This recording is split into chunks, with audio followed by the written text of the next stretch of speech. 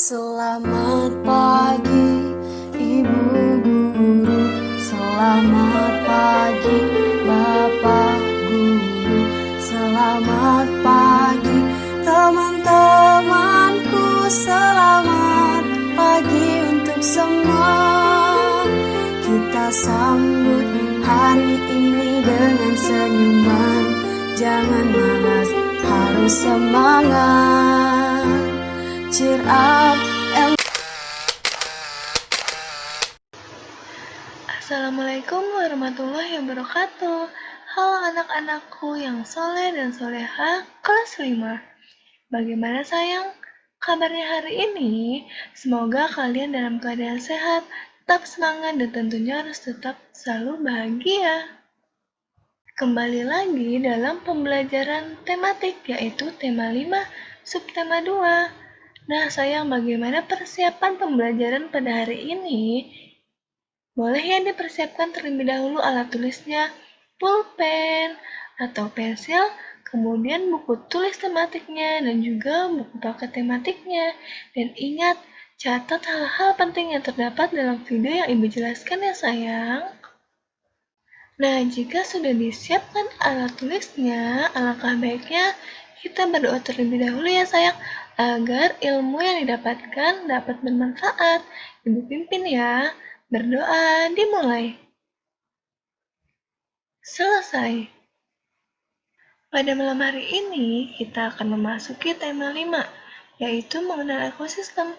Kemudian subtema 2, hubungan antar makhluk hidup dalam ekosistem, tentunya di kelas 5 SD ya sayang. Sebelumnya kalian harus tahu tujuan pembelajaran pada hari ini. Silahkan disimak dan dicatat ya.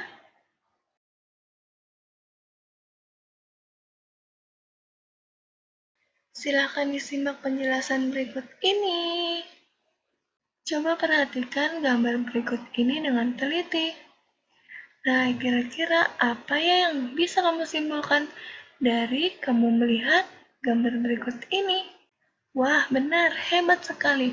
Gambar berikut ini mencerminkan tentang persatuan dan kesatuan. Nah, apakah sekarang kalian tahu apa ya keterkaitan antara hidup rukun dengan persatuan dan kesatuan itu?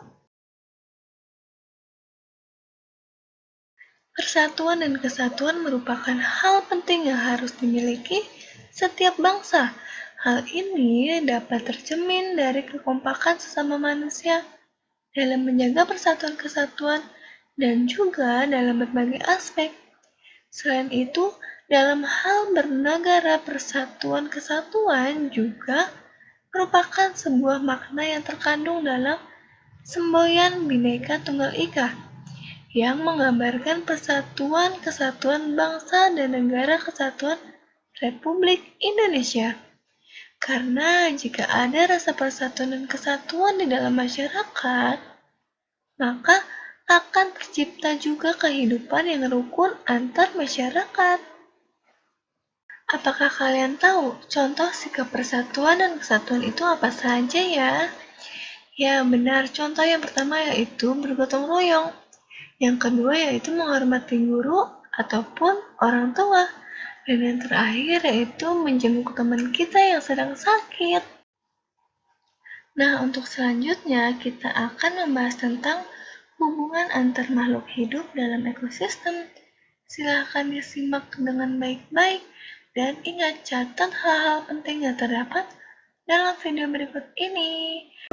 Apa itu rantai makanan?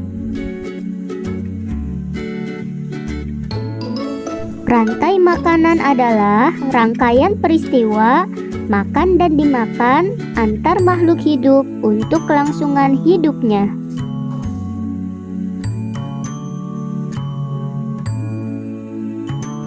Apa saja ya peran makhluk hidup di dalam rantai makanan? Terdapat 3 peran makhluk hidup di dalam rantai makanan, yaitu produsen, konsumen, dan pengurai. Pertama, produsen. Produsen adalah makhluk hidup yang dapat membuat makanannya sendiri melalui fotosintesis. Semua tumbuhan hijau merupakan produsen dalam sebuah ekosistem. Contoh produsen: rumput, padi, jagung, dan semua tumbuhan hijau yang lainnya. Produsen mampu mengubah energi dari cahaya matahari menjadi energi kimia. Kedua, konsumen. Konsumen adalah makhluk hidup yang tidak dapat membuat makanannya sendiri, sehingga mendapatkan energi dari makhluk hidup lain. Contoh konsumen adalah hewan. Dalam rantai makanan, konsumen dapat dikelompokkan menjadi konsumen tingkat 1, konsumen tingkat 2, dan konsumen puncak.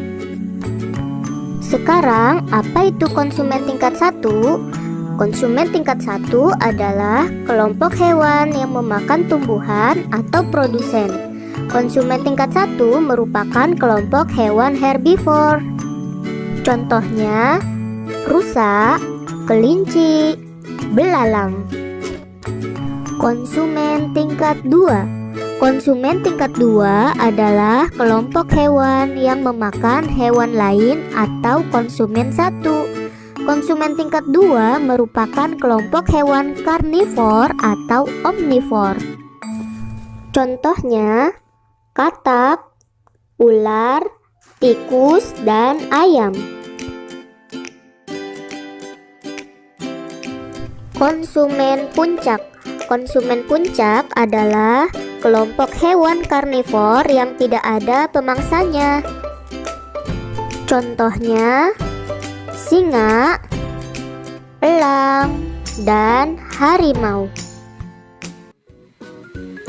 Pengurai.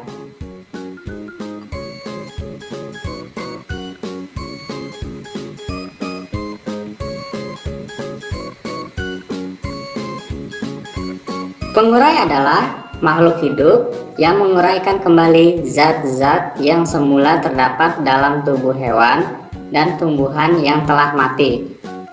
Hasil kerja pengurai dapat membantu proses penyuburan tanah.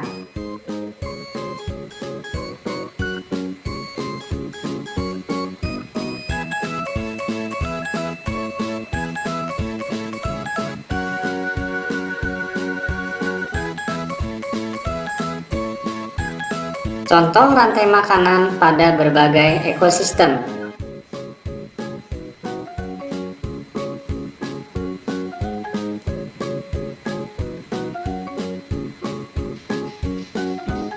Rantai makanan pada ekosistem sawah.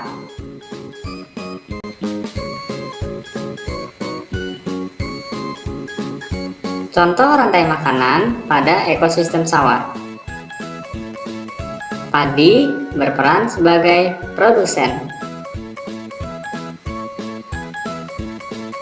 Padi akan dimakan oleh burung pipit. Burung pipit sebagai konsumen tingkat 1. Kemudian, burung pipit akan dimakan oleh ular. Ular sebagai konsumen tingkat 2. Selanjutnya, ular akan dimakan oleh elang. Elang sebagai konsumen tingkat 3. Apabila elang mati, bakteri dan jamur berperan sebagai pengurai.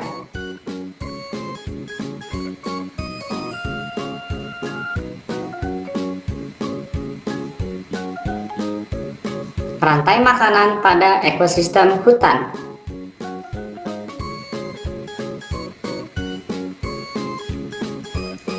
Contoh rantai makanan pada ekosistem hutan. Rumput sebagai produsen. Rumput dimakan oleh rusa. Rusa sebagai konsumen tingkat 1. Kemudian, rusa akan dimakan oleh harimau. harimau sebagai konsumen tingkat 2. Selanjutnya, apabila harimau mati, bakteri dan jamur berperan sebagai pengurai.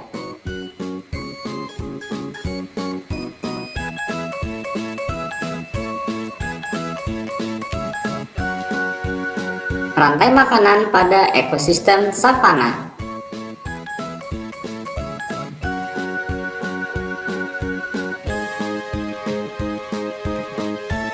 Contoh rantai makanan pada ekosistem savana. Rumput berperan sebagai produsen. Rumput dimakan oleh zebra. Di sini zebra sebagai konsumen tingkat 1. Selanjutnya, zebra akan dimakan oleh singa. Singa sebagai konsumen tingkat 2. Selanjutnya, apabila singa mati, bakteri dan jamur sebagai pengurai.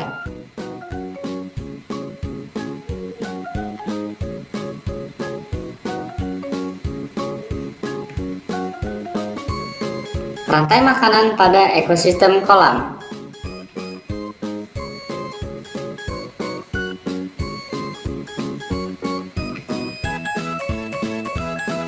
Contoh rantai makanan pada ekosistem kolam.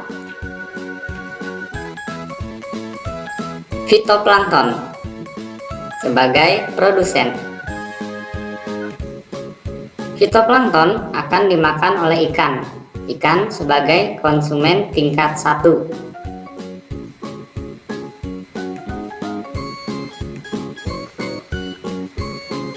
Ikan akan dimakan oleh bangau. Bangau sebagai konsumen tingkat 2. Apabila bangau mati, bakteri dan jamur sebagai pengurai.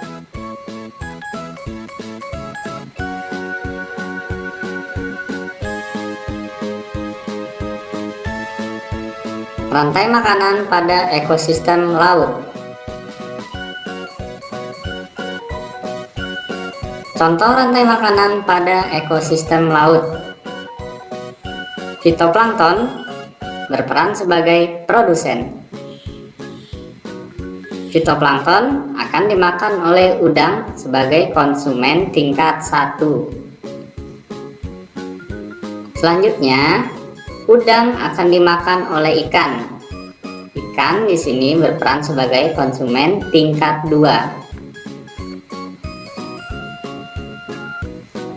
Kemudian, ikan akan dimakan oleh singa laut. Singa laut berperan sebagai konsumen tingkat 3.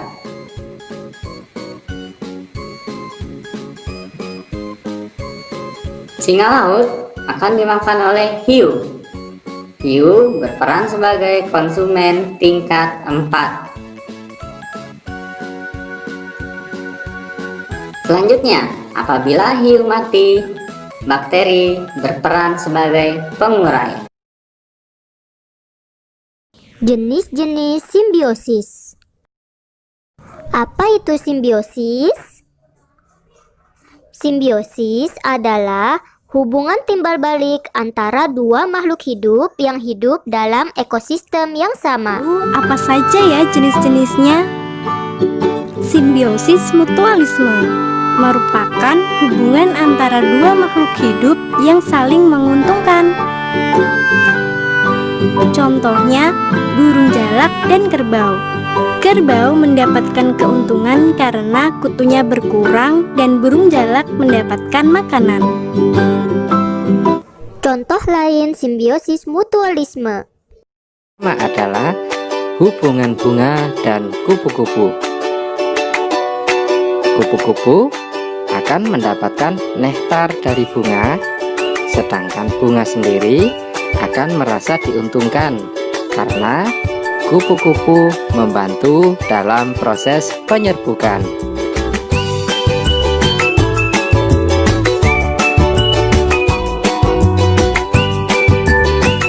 Ikan badut dan anemon laut. Ikan badut merasa diuntungkan karena mendapat perlindungan dari anemon yang memiliki sengatan untuk ikan-ikan predator. Sedangkan anemon laut mendapatkan nutrisi dari ikan badut yang berasal dari kotoran dan sisa-sisa makanannya.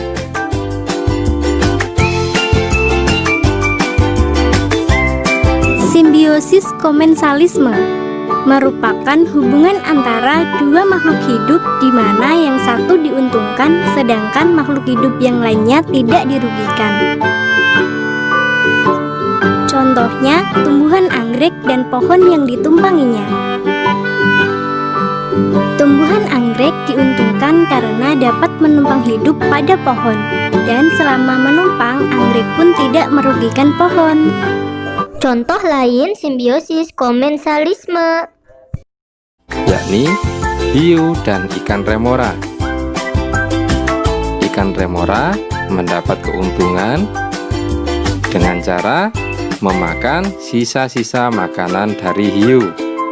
Namun, ikan hiu sendiri tidak merasa dirugikan dan juga tidak merasa diuntungkan. Simbiosis parasitisme merupakan hubungan antara dua makhluk hidup yang satu diuntungkan sedangkan makhluk hidup yang lainnya dirugikan. Contohnya, pohon mangga yang ditumbuhi benalu. Benalu dapat hidup subur karena menghisap zat makanan dari pohon mangga, sehingga lama-lama pohon mangga menjadi kurus dan bisa mati. contoh lain simbiosis parasitisme, Lalat buah dan buah-buahan. Lalat buah mendapat keuntungan dengan cara menaruh telurnya di buah-buahan yang kemudian telur tersebut akan menjadi larva. Namun akan merugikan buah-buahan karena buah-buah tersebut akan menjadi busuk dan layu. Tanaman benalu dengan inangnya. Tanaman benalu merasa diuntungkan karena mendapat nutrisi dari inangnya. Sedangkan inangnya akan merasa dirugikan karena nutrisinya akan diambil oleh benalu. Cacing tambang yang hidup di dalam usus manusia. Cacing tambang mendapat keuntungan karena menyerap nutrisi dari manusia, sedangkan manusia merasa dirugikan karena nutrisinya diambil oleh cacing tambang dan cacing tambang bisa menyebabkan infeksi. Saja tadi macam-macam simbiosis. Simbiosis mutualisme, simbiosis komensalisme, dan simbiosis parasitisme. Nah, apakah kalian tahu tarian alam khas suku Mentawai itu apa ya contohnya? Silahkan simak tarian berikut ini.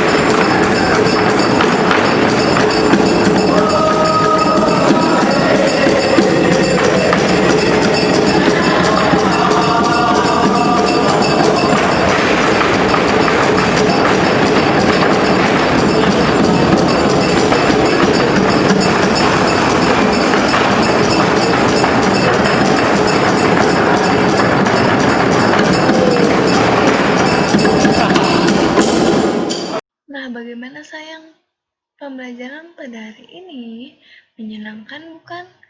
Yuk kita simpulkan secara bersama-sama ya. Apa ya kesimpulan tadi? Ya, yang pertama kesimpulannya yaitu contoh sikap persatuan dan kesatuan yaitu apa saja sayang tadi? Ya, bergotong royong, kemudian menghormati orang tua ataupun guru, dan apa sayang? Ya, menjenguk teman yang sedang sakit. Kemudian, jenis-jenis simbiosis itu dibagi menjadi 3. Apa saja sayang? Ya, simbiosis mutualisme. Kemudian, simbiosis paratisme. Dan terakhir yaitu simbiosis komensalisme.